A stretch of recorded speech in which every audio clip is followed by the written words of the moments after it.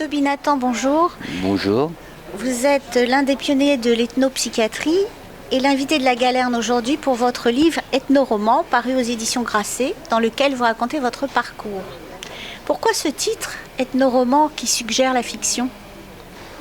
Bon, d'abord parce que tout ce que je dis dedans est vrai, comme dans un roman, en fait. Parce que c'est la vérité d'un récit. C'est construit pour un récit. Je voudrais que les gens puissent lire ça comme on lit un récit, et parce que je suis persuadé que la vie de quelqu'un est un roman, et c'est ce que j'ai voulu retracer dans ce livre. C'est aussi un petit clin d'œil au fait que j'ai été le premier en France à faire des ethnopolars. Vous savez ça? C'est-à-dire des romans policiers sur les populations migrantes qui étaient en France et sur lesquels il y avait pas de romans policiers en fait. Hein. Et donc c'était un clin d'œil aussi à ce que j'ai fait. J'ai fait sortir mon premier roman policier en 1993, je crois. Hein. Et c'était pour rappeler ça, voilà. C'était ça l'idée. C'était deux choses. Donc restituer le caractère romanesque d'une vie autant que possible et aussi faire un clin d'œil à cet intérêt que j'ai pour le roman depuis toujours, en fait. Un des éléments déterminants de votre parcours d'ethnopsychiatre, c'est que vous êtes vous-même un immigré. Oui. Puisque vous avez été chassé de votre famille d'Égypte en 1958 parce que juif. Et là, vous avez été contraint, tout petit, à vous adapter à l'inconnu, à une nouvelle culture, à une nouvelle société. Oui. Vous voulez que je vous raconte ma vie ? Non, mais je pense que c'est vraiment à l'origine de votre parcours. C'est vrai. C'est-à-dire, c'était 1956, hein, et c'était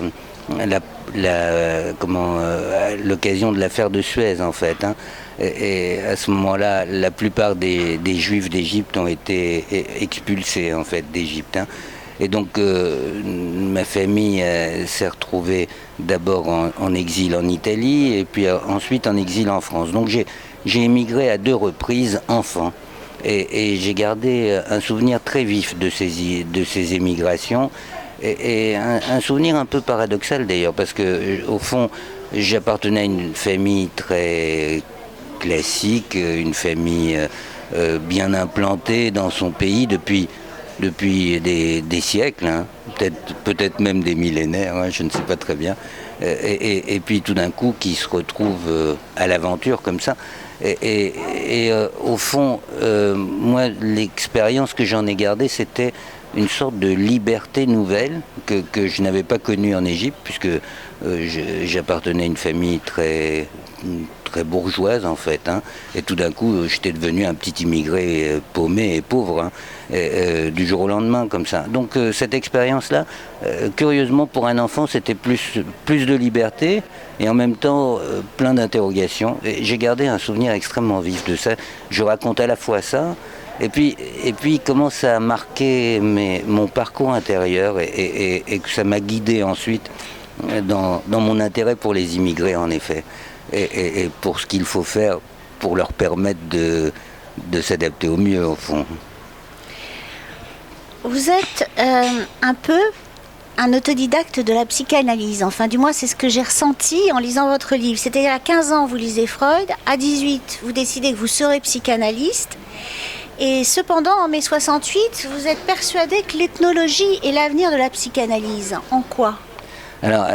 Je ne suis pas du tout un autodidacte de la psychanalyse, c'est-à-dire j'ai appris la psychanalyse avant de l'apprendre en fait, hein. Oui. Mais ensuite j'ai eu une formation tout à fait classique à l'Institut de psychanalyse de Paris, hein. J'ai été formé à l'Institut de psychanalyse de Paris, donc j'étais autodidacte avant d'être didacte, tout simplement, donc didactisé on va dire. Mais ce que je souligne dans ce livre, et c'est un peu le côté... inhabituel de ça, c'est que la psychanalyse, on n'a pas besoin d'un appareillage compliqué, d'une formation compliquée, etc. Puisque qu'est-ce qu'il faut ? Un divan, un fauteuil, 2 personnes, du temps en fait. Hein. Et donc nous on était des jeunes gens, on avait Pour trouver un fauteuil et un divan, c'était pas si compliqué. Et puis on a fait ça tout seul, quoi. Hein. Donc on a expérimenté avant d'apprendre. On a expérimenté la psychanalyse entre jeunes gens passionnés. Et je raconte ça dans le livre. Oui, c'était un vrai apprentissage, hein, je dirais. Et c'était mon apprentissage le plus fécond, à mon sens. Hein. Parce qu'après, la psychanalyse telle qu'on l'enseigne dans les institutions officielles, elle est à la fois... elle a perdu son caractère diabolique, on va dire, son caractère révolutionnaire. Elle est devenue une science de gens installés. Et elle a perdu son piment, je dirais. Alors que quand j'étais gamin et qu'on expérimentait ça, elle avait tout son piment. Et elle était une aventure, en fait. C'était une vraie aventure intellectuelle. Je l'ai vécue comme une aventure intellectuelle, oui, c'est vrai. Et vous avez compris assez vite que l'ethnologie pouvait lui apporter une dimension alors ça, c'est une vraie question, ça. Je ne sais pas bien pourquoi. Hein. C'est que il y avait, je vais vous dire, j'avais lu dans Marcel Mauss une remarque qui m'avait frappé vraiment. Hein. Il disait pour faire un ethnologue, il faut prendre quelqu'un, le mettre dans un monde qu'il ne connaît pas pendant au moins 2 ans, jusqu'à ce qu'à un moment donné, ils se mettent à rêver dans la langue des autres.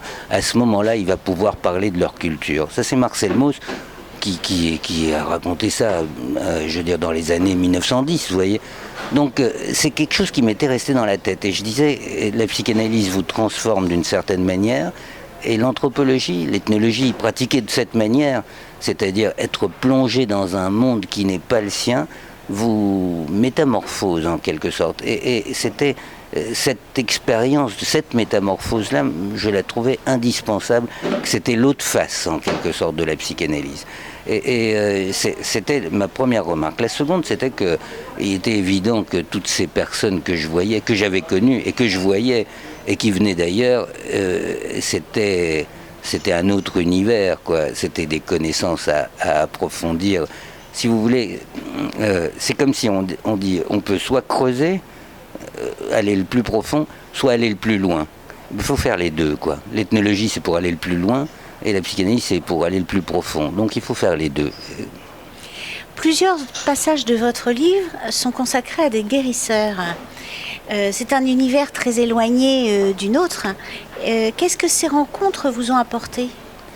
Bon, d'abord, l'ethnopsychiatrie que j'ai mise en place et que je pratique est une ethnopsychiatrie de méthode, si vous voulez. C'est-à-dire, c'est très très éloigné de ce qu'on appelle, par exemple, la psychiatrie transculturelle.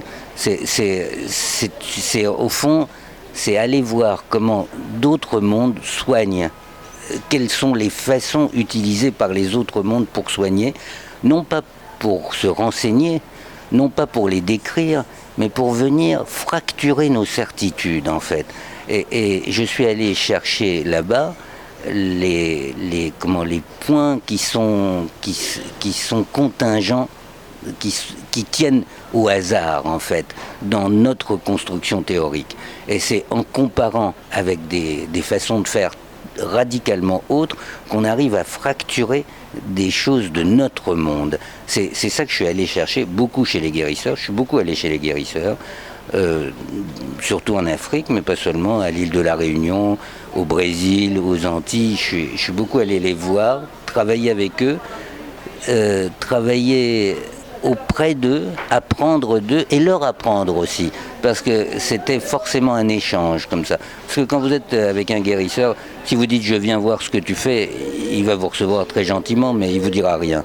Si vous dites « si tu me donnes tes secrets, je te donne les miens », là, ça se passe différemment. Et c'est comme ça que j'ai travaillé avec eux. Ouais. Vous écrivez, vous lisez. Est-ce qu'il y a un livre que vous souhaitez partager avec vos lecteurs ? C'est un livre que je viens de lire, que je trouve absolument, je sais pas, c'est une révolution de la pensée, qui est très proche d'ailleurs de ce que je vous racontais sur nos certitudes, sur la construction de nos théories. C'est le dernier livre de Bruno Latour, Enquête sur les modes d'existence, et qui est paru il y a un mois peut-être, aux éditions de la Découverte.